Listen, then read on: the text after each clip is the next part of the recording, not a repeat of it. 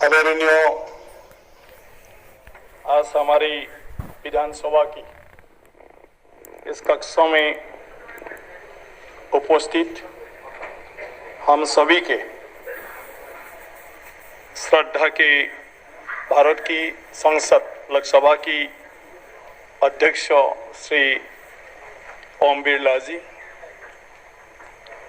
और सम्मानीय सदन, हमारी सौभाग्य की बात है कि हमारी पीठासीन अधिकारी या हमारे पास हमारे साथ हमारी विधानसभा हॉल में है, कक्षा में है और ये असम के लिए एक ऐतिहासिक है।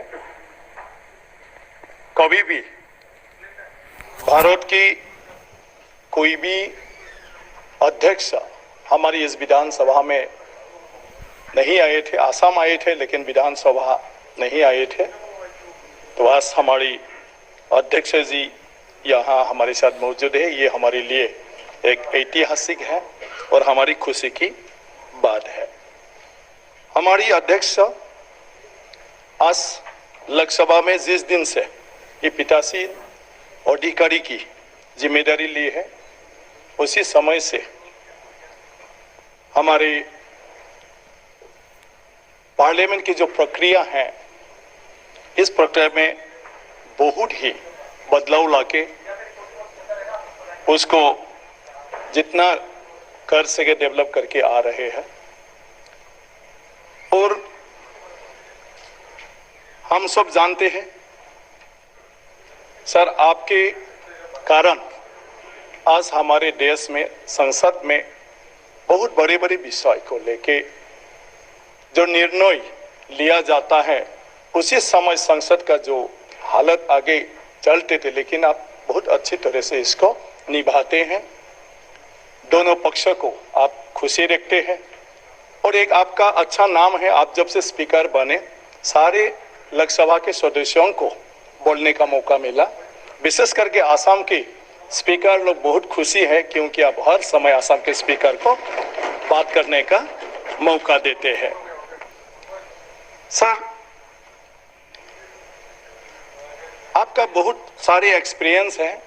आप देश के लिए और देशवासियों के लिए बहुत सारे मुद्दों को लेके आप काम करके आ रहे हैं और आज आप एक संसद होने के नाते भी आपका आम भूमिका रहा और लोकसभा स्पीकर बनने के बाद जिस तरह मैंने कहा, आप सिर्फ लोकसभा का नहीं, आप सिर्फ पार्लियामेंट का नहीं, भारत की सारी राज्यों की जो विधानसभा है, इस विधानसभा की प्रक्रियाओं को भी बदल कर इसका जो स्टेटस है, इसको बढ़ाने के लिए आपने कदम उठाया।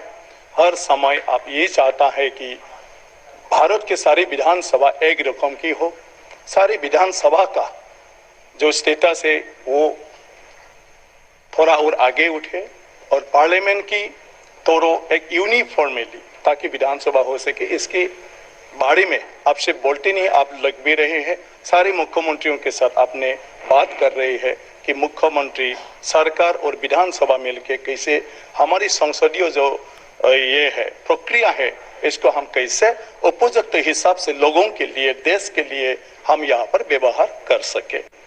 तो आज हमारे साथ है, आपके भाषण से जरूर हमारे सारी विधायकों को उत्साह मिलेंगे, मैं इसको उम्मीद रखता हूँ।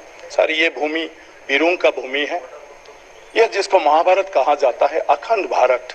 उसी समय का जो सभ्यता है, जो संस्कृति है, वो असम से जुड़ा हुआ है। महाभारत के आधे जो कहानी है, ये असम के साथ जुड़ा हुआ है। आज हम अगर नाम ले हरिहर के युद्ध, तो ये असम के तेजपुर में हुआ था।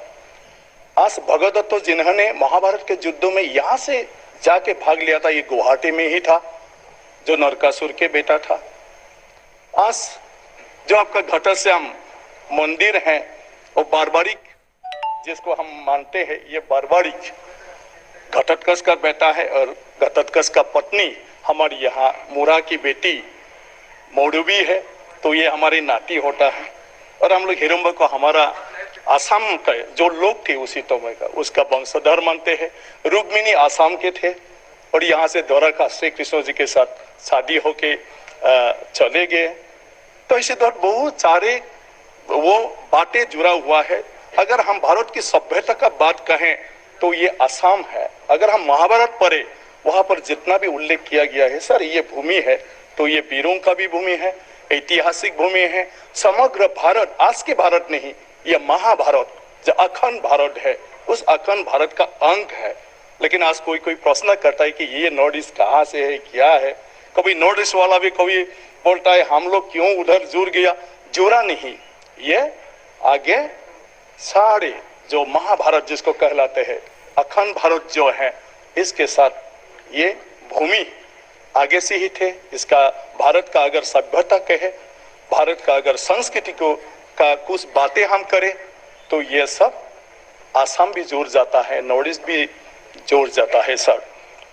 तो इसीलिए आपको इस भूमि में मैं आज स्वागत करता हूं और धन्यवाद देता हूं कि आप आए हैं।